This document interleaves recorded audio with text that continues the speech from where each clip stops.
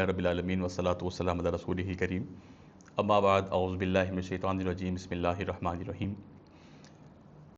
الحمدللہ آج ہماری تیسری کلاس ہے، اور جس طرح ہماری پچھلی کلاس میں جو گفتگو ختم ہوئی تھی وہ آیت الکرسی پر ختم ہوئی تھی۔ آیت الکرسی ایک بڑی ہی جامع دعا بھی ہے کہ اللہ کے نبی کریم صلی اللہ علیہ وسلم کا وہ فرمان بالکل مستند ہے کہ جو شخص ہر نماز کے بعد آیت الکرسی کی تلاوت کرتا ہے، پڑھتا ہے، تو اس کے اور جنت کے درمیان صرف موت حائل ہے، تو جیسے ہی اس نے مرنا ہے اس نے انشاءاللہ جنت میں جانا ہے۔ تو یہ آیت الکرسی بڑی فضیلت کی حامل ہے، اور خاص طور پہ جس کانٹیکسٹ کے اندر ہم ابھی پڑھ رہے ہیں وہ یہ ہے کہ یہ آیت الکرسی ہمیں عقیدہ توحید نہایت ہی جامع انداز کے اندر سکھاتی ہے۔ کس انداز کے اندر؟ میں آپ کے سامنے پڑھتا ہوں، اس کا ترجمہ بھی کرتا ہوں کہ اللہ لا الہ الا هو الحی القیوم لا تأخذہ سنۃ ولا نوم لہ ما فی السماوات وما فی الارض۔ کہ بات یہ ہے کہ اللہ تعالیٰ کی ذات کے علاوہ کوئی معبود نہیں ہے، کہ اللہ ہی معبود ہے اور وہی زندہ و جاوید ہے۔ ہماری جو حیات ہے وہ حقیقی حیات نہیں ہے، وہ اللہ کی بخشی ہوئی ہے۔ اگر اللہ تعالیٰ کی ذات کی ہمیں ایک بخشی ہوئی حیات ہے، حقیقی طور پہ زندہ تو حقیقی طور پہ حی تو اللہ کی ذات ہے، وہ حی ہے، وہ قیوم ہے۔ لا تأخذہ سنۃ ولا نوم، کہ اللہ تعالیٰ کو نہ تو اونگ آتی ہے اور نہ ہی نیند آتی ہے۔ اللہ تعالیٰ تھکاوٹ سے، اللہ تعالیٰ اونگ سے، اللہ تعالیٰ نیند سے مبرہ اور پاک ہے۔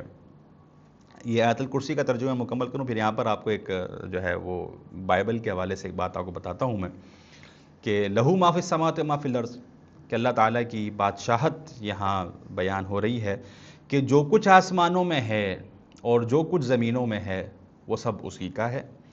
من ذا الذی یشفع عندہ الا باذنہ، کون ہے جو سفارش کرے اس کے پاس، مطلب کس میں جرت ہے، اور صرف وہی سفارش کرے گا الا باذنہ، جس کو وہ اجازت مرحمت فرمائے گا، جس کو اجازت دے گا صرف وہی اللہ کے حضور سفارش کر سکے گا۔ اسی طرح یعلم ما بین ایدیہم وما خلفہم ولا یحیطون بشیء من علمہ الا بما شاء، کہ اللہ تعالیٰ کی ذات کو ہر شے کا علم ہے، ہر شے کا، کہ اللہ تعالیٰ ہر شے جانتا ہے، جو لوگوں کے روبرو ہو رہی ہے، جو کچھ ان کے پیچھے ہو رہی ہے، وہ سب کچھ جانتا ہے، اور اس کے علم میں سے کسی کو کوئی دسترس، کوئی احاطہ نہیں ہے مگر وہ جو چاہے۔ ہاں، بات یہ ہے کہ جو اپنے پیغمبران پر وحی کر دے، وحی کی روشنی میں کوئی بات بتا دے، تو وہ وحی کے اوپر ان کو کسی آگے کی بات کے اوپر مطلع ضرور کر سکتا ہے، لیکن کوئی اس کے علم کا احاطہ نہیں کر سکتا ہے۔ مطلب وہ کوئی بات بطور وحی بتا دے تو وہ اس کا انعام ہے، یہ اس کا کرم ہے، علاوہ ازیں کوئی اس کے علم کا احاطہ نہیں کر سکتا، کوئی اس کے علم کے اوپر دسترس نہیں رکھ سکتا۔ وسیع کرسیہ السماوات والارض، کہ اللہ تعالیٰ کی جو کرسی ہے وہ زمین و آسمان کو حاوی ہے، زمین و آسمان کو حاوی ہے۔ اس کا مزید وضاحت انشاءاللہ آگے آئے گی۔ ولا یعود حفظہما وہو العلی العظیم، کہ اللہ تعالیٰ کو آسمان اور زمین کی جو نگرانی ہے وہ ذرہ برابر تھکاوٹ میں نہیں ڈالتی، ذرہ برابر تھکاوٹ کے اندر نہیں ڈالتی ہے، اور وہ بلند ہے اور عظیم الشان ہے۔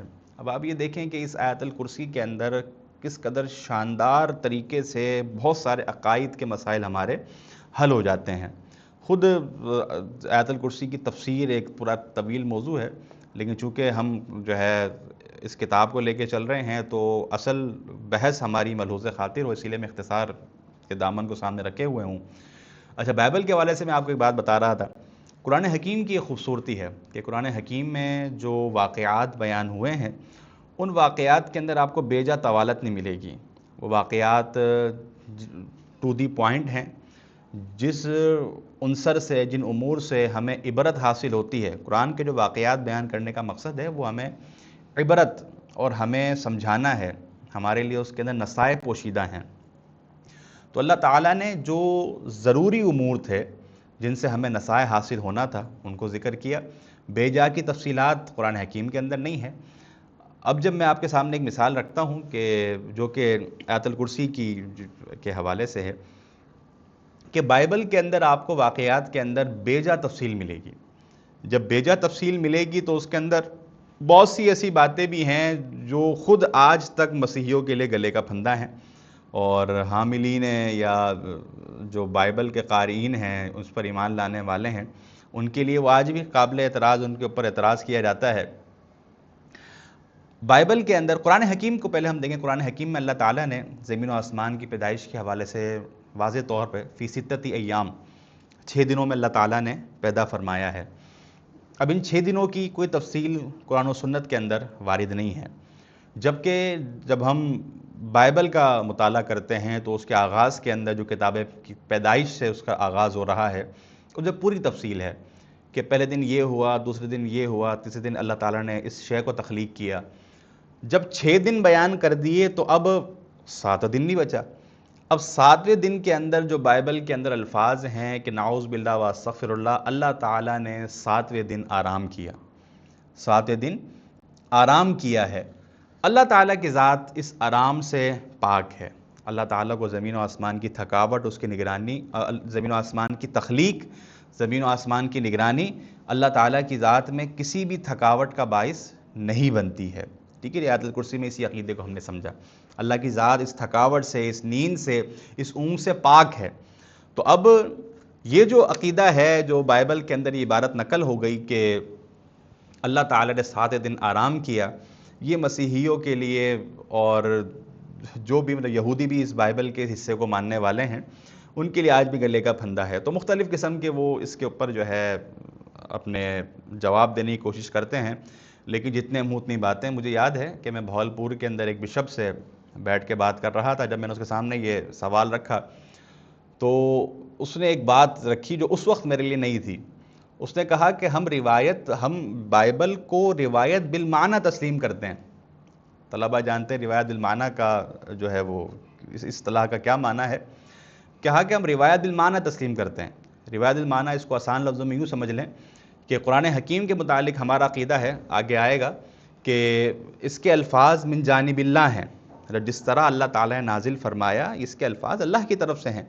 جبکہ بائبل کے متعلق ان کا نظریہ یہ ہے کہ بھائی یہ مفہوم اللہ نے نازل کیا، الفاظ پیغمبر کے ہیں، الفاظ پیغمبر کے ہیں. تو وہ کہتے ہیں کہ نعوذ باللہ و استغفر اللہ، یہ آرام والے الفاظ بیان کرنے میں پیغمبر سے خطا ہوئی ہے. نعوذ باللہ و استغفر اللہ، کیونکہ ان کے یہاں پر انبیاء کرام معصوم عن الخطا نہیں ہیں. تو لہٰذا وہ یہ کہتے ہیں کہ اس کلمے کو لکھنے میں نبی سے نعوذ باللہ خطا ہوئی. اس کا معاملہ یہ تھا کہ اللہ تعالیٰ نے جو ہے وہ فراغت اختیار کی، اور اس دن جو ہے وہ 6 دن میں تخلیق ہو گئی. اس دن اللہ تعالیٰ نے تمام کام کو مکمل کر دیا. تو کہا کہ معنی یہ ہے کہ نعوذ باللہ پیغمبر سے یہاں پر خطا ہوئی ہے. تو اب یہ خود وضاحت اپنی ذات کے اندر مزید پریشانی کا باعث ہے. تو لہٰذا جب عقیدہ واضح ہوگا اور اللہ تعالیٰ کی ذات کے بارے میں کہ اللہ تعالیٰ کی ذات کو کوئی شے، کوئی بھی نگرانی تھکاتی نہیں ہے، اور اس کے ساتھ 7 دن اگر وہ یہ بھی کہیں کہ اللہ تعالیٰ جو ہے وہ فارغ رہا یا آرام کیا، تو ہمارا عقیدہ یہ ہے جو قرآن نے بیان کیا، کل یوم ہوا فی شان، کہ اللہ تعالیٰ ہر دن کسی نہ کسی شان کے اندر ہے. کوئی دن یہ فراغت کا معاملہ ہمارے ساتھ ہے کہ ہمیں ہفتے میں 1 یا 2 دن چھٹی چاہیے، یہ انسانی کمزوریاں ہیں. اللہ کے تعالیٰ کی ذات اس سے بالکل منزہ اور بالکل پاک ہے. اسی طریقے سے آگے اللہ تعالیٰ کی توحید کو سمجھانے کے لیے سورہ حشر کی آخری آیات کو ذکر کیا ہے صاحب کتاب نے کہ هو اللہ الذی لا الہ الا هو عالم الغیب والشہادہ هو الرحمن الرحیم، کہ اللہ کی ذات وہی معبود ہے، اس کے علاوہ کوئی معبود نہیں، وہی غیب کو جاننے والا ہے، اور وہی عالم الغیب والشہادہ، وہی جاننے والا ہے پوشیدہ کو بھی، والشہادہ اور ظاہر کو بھی، هو الرحمن الرحیم، وہی رحمان ہے اور رحیم ہے. اسی طریقے سے اللہ لا الہ الا ہو، اللہ ہی وہ ذات ہے، نہیں ہے کوئی معبود مگر وہی، اور الملک وہ بادشاہ ہے، القدوس وہ پاک ہے، وہ ذات پاک ہے، اور السلام وہ سلامتی والا ہے، المؤمن امن دینے والا ہے، المہیمن نگہبان ہے، العزیز وہ غالب ہے، الجبار اللہ اکبر کہ اللہ تعالیٰ کی ذات جبار ہے، زبردست ہے، المتکبر وہی ذات بڑائی والی ہے۔ وہ حدیث میں آتا ہے نا کہ تکبر اللہ کی چادر ہے، تکبر اللہ کی ذات کو جچتا ہے، تو یہ بڑائی اللہ کے ساتھ ہے، تو حدیث میں آتا ہے یہ اللہ کی چادر ہے، لہٰذا جو اس کو کھینچے گا وہ پھر عذاب کا مستحق ہوگا۔ تو بات یہ ہے کہ المتکبر کہ اللہ تعالیٰ کی ذات بڑائی والی ہے، سبحان اللہ عما یشرکون اللہ تعالیٰ کی ذات پاک ہے ان تمام امور سے جن کو لوگ شریک ٹھہراتے ہیں، اور هو اللہ الخالق البارئ المصور کہ وہی اللہ ہے جو کہ پیدا کرنے والا ہے، الباری ہے ایجاد و اختراع کرنے والا ہے، المصور صورتیں بنانے والا ہے، لہ الاسماء الحسنی سب نام اس کے اچھے اچھے ہیں، یسبح لہ ما فی السماوات والارض اللہ کے لیے ہی تسبیح بیان کرتی ہے ہر وہ شے جو آسمانوں میں ہے اور زمین میں ہے، وہو العزیز الحکیم اور اللہ ہی غالب اور حکمت والا ہے۔ تو یہ آیت اللہ تعالیٰ کے اسماء و صفات کو بیان کرنے والی ہے، اللہ کی توحید کو بیان کرنے والی ہے، تو ہم ان تمام امور کے اوپر ایمان رکھنے والے ہیں۔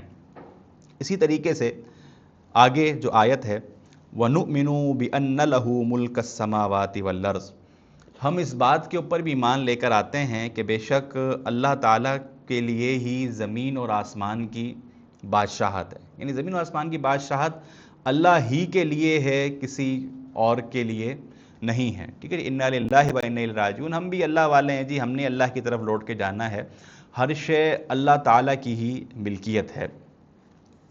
اللہ تعالیٰ نے قرآن حکیم کے اندر اس بات کو اس طرح بیان کیا جس طرح صاحب کتاب نے بطور دلیل ذکر کیا ہے کہ یخلق ما یشاء کہ اللہ جو چاہتا ہے پیدا کرتا ہے، یہب لمن یشاء اناسا و یہب لمن یشاء الذکور کہ اللہ تعالیٰ جس کے لیے چاہتا ہے بیٹے پیدا کرتا ہے، بیٹے عنایت کرتا ہے، اور جس کے لیے چاہتا ہے بلکہ اناسا پہلے بیٹیاں ہیں، اللہ جس کے لیے چاہتا ہے بیٹیاں عنایت کرتا ہے، اور جس کے لیے چاہتا ہے اللہ تعالیٰ بیٹے عنایت کرتا ہے، او یزوجہم ذکرانا و اناسا اور جس کو چاہتا ہے اللہ تعالیٰ دونوں سے نواز دیتا ہے، وَيَجْعَلُ مَن يَشَاءُ عَقِيمًا اور یہ اللہ کے اختیار میں ہے، کسی کو چاہتا ہے تو وہ بے اولاد رکھتا ہے، اِنَّهُ عَلِيمٌ قدیر بے شک وہی جاننے والا اور قدرت والا ہے۔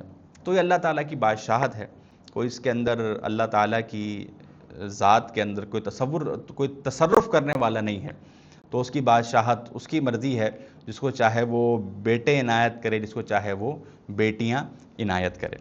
تو یہ اللہ تعالیٰ کی عنایت اور عطا ہے۔ اس کے اندر جو ہمارے پاس عموماً یہ مطلب کہ بڑی پریشانی ہے ہمارے یہاں، جو خصوصاً ماضی قدیم کے اندر اب تو شعور خاصا نہیں تھوڑا بہت ہی پیدا ہوا ہے فیملی ایشوز کے حوالے سے۔ ہمارے جو فیملی ایشوز ہیں، ہمارے یہاں اچھا خاصا پڑھا لکھا بندہ بھی اس فیملی ایشوز کے اندر بالکل جاہل ہو جاتا ہے۔ ہمارے یہاں بہت سے تعلیم یافتہ لوگوں کو ہم نے دیکھا کہ جو بڑی اچھی باتیں کرنے والے ہیں، بہت سلجھے ہوئے لوگ ہیں، لیکن جب بات گھرداری کی آتی ہے، گھر کے امور کو چلانے کی آتی ہے، تو ان کے اندر وہ جاہلیت جاگ جاتی ہے، اللہ پاک رحم فرمائے۔ تو یہ جو عقیدہ ہے اولاد کے حوالے سے کہ عموماً جب اولاد ہوتی ہے تو اگر بیٹی ہو گئی تو آج بھی اللہ رحم کرے جو ہے وہ اس طرح کی سوچ موجود ہے کہ لوگ اس کو معیوب سمجھتے ہیں، اور اگر انسان کی یکے بعد دیگرے بیٹیاں ہو جائیں تو پھر اس کا قصور اس خاتون کے اوپر ڈالا جا رہا ہوتا ہے کہ یہ اس عورت کی غلطی ہے، اور پھر اس کے اوپر اس کو دیگر عورتوں کے اور اس کی ساس کے اس طرح کے بہت سے جو ہے وہ خاندان کے لوگ تانہ زنی بھی کرنے لگ جاتے ہیں۔ تو اس کے اندر کوئی عورت کا قصور نہیں ہے، سائنسی لحاظ سے بھی اس کے اندر مرد کا معاملہ ہے۔ اور دوسری بات یہ کہ جو حقیقی طور پر جو چیز سمجھنی ہے، یہ تقسیم اللہ کی تقسیم ہے۔ اللہ تعالیٰ جس کو چاہے بیٹے دے، جس کو چاہے بیٹیاں دے، بیٹے اور بیٹیاں یہ اولاد اللہ کی طرف سے نعمت اور رحمت ہے، اس کے اندر اللہ کا شکر ادا کرنا چاہیے۔ اللہ تعالیٰ نے صحت مند صحیح سالم اولاد عنایت کی ہے، نیک اولاد عطا کی ہے، اللہ کا شکر ادا کریں، کیونکہ اولاد خواہ وہ بیٹے ہیں ہوں یا بیٹیاں ہوں، اگر وہ انسان کے لیے آزمائش بن جائے تو انسان کے لیے وبال جان ہے۔ تو لہٰذا نیک ہیں، صالح ہیں، صحت مند ہیں، فرما بردار ہیں، اللہ کا شکر ادا کریں۔ یہ اللہ تعالیٰ کی تقسیم ہے، یہ اللہ جس کو چاہے بیٹے عطا کرے، جس کو چاہے بیٹیاں عطا کرے۔ تو لہٰذا ہم نے ان کی تربیت کے اوپر لازمی طور پہ کام کرنا ہے، کیونکہ یہ تربیت کا معاملہ نہایت اہمیت کا حامل ہے۔ اسی طریقے سے آگے اللہ تعالیٰ کی بادشاہت کے حوالے سے ہم مزید جو ہے وہ بات انشاءاللہ کریں گے۔ میرے خیال سے آج کے لیے اسی پر ہم اکتفا کرتے ہیں، اگلی کلاس کے اندر ہم جو ہے وہ مزید باتوں کو سمجھیں گے۔ اللہ تعالیٰ کے کفو اور ہمسر ہونے کے حوالے سے جو کچھ امور ہیں ان کے بارے میں ہم ڈسکس کریں گے۔ اللہ تعالیٰ ہم سب کو عقیدہ توحید کی سمجھ عطا فرمائے۔ آمین وما علینا الا البلاغ المبین۔